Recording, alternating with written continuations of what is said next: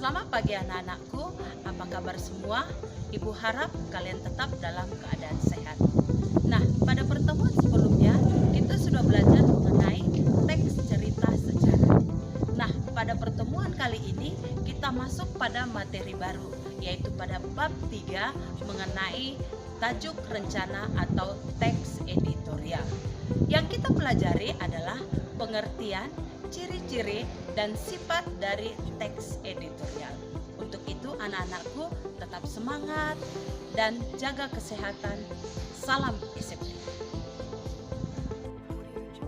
Teks editorial materi bab 3. Yang akan kita pelajari adalah A. Pengertian, ciri-ciri dan sifat teks editorial. B.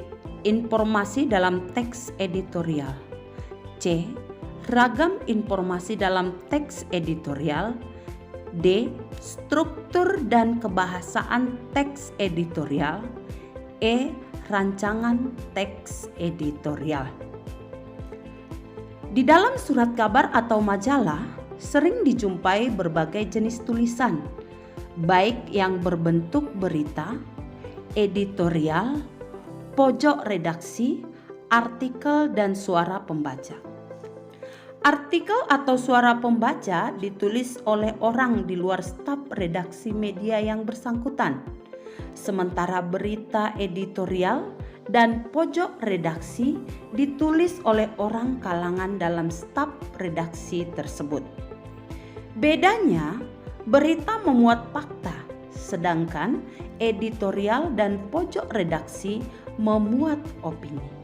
Oleh karena itu, baik editorial atau pojok redaksi dianggap sebagai tulisan yang mencerminkan sikap pengelola media.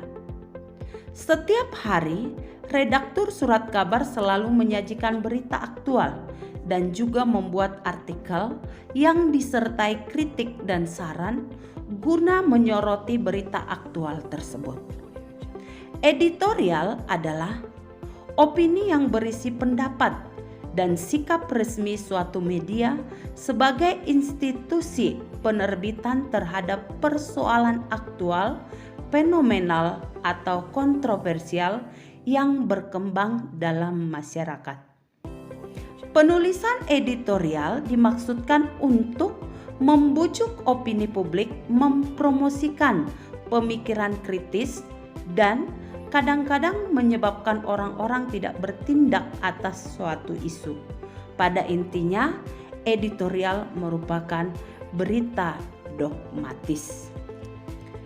Editorial biasanya menjadi salah satu cara untuk merespon suatu isu atau permasalahan dan memberikan tawaran dan solusi di akhir teksnya. Teks editorial tersebut juga disebut dengan tajuk rencana. Teks ini menggunakan bahasa yang lugas. Tajuk rencana atau editorial merupakan tulisan argumentatif yang bersifat aktual dan faktual. Sebuah teks editorial memang didominasi oleh pendapat berupa sudut pandang penulis terhadap suatu permasalahan. Tetapi penulis pun harus menyampaikan fakta yang ada di lapangan mengenai hal tersebut. Berbeda halnya dengan berita yang justru berisi fakta dan bebas dari opini penulisnya. Dapat dikatakan bahwa editorial juga merupakan opini yang berisi pendapat dan sikap resmi suatu media sebagai institusi. Penerbitan terhadap persoalan aktual, fenomenal atau kontroversial yang berkembang dalam masyarakat, opini yang ditulis mewakili redaksi, sekaligus mencerminkan pendapat dan sikap media yang bersangkutan. Sedangkan tujuan dari editorial adalah untuk mengajak para pembaca untuk dapat ikut berpikir di dalam sebuah masalah atau isu yang sedang hangat terjadi di lingkungan sekitar kita. Penulisan editorial atau tajuk rencana dimaksudkan untuk dapat mengajak pembaca untuk berpikir di dalam sebuah masalah dan memberikan sebuah pandangan dengan berdasarkan fakta, data, dan alasan kepada pembaca terhadap isu yang sedang berkembang. Nah, berikut ini adalah ciri-ciri dari teks editorial. Yang pertama, tema tulisannya selalu hangat dan juga up to date. 2. Bersifat sistematis serta juga logis. 3. Tajuk rencana atau juga opini merupakan sebuah gagasan atau pendapat yang sifatnya itu sebuah argumentasi atau argumentatif. Menarik untuk dibaca karena sedang hangat, sedang berlangsung, dan penggunaan kalimatnya yang singkat, padat, serta jelas. Sedangkan sifat dari sebuah editorial adalah krusial dan ditulis secara berkala, tergantung dari jenis terbitan media. Isinya menyikapi situasi yang berkembang dalam masyarakat luas, memiliki karakter atau konsistensi teratur kepada para pembaca terkait sikap media massa, terkait dengan kebijakan media bersangkutan.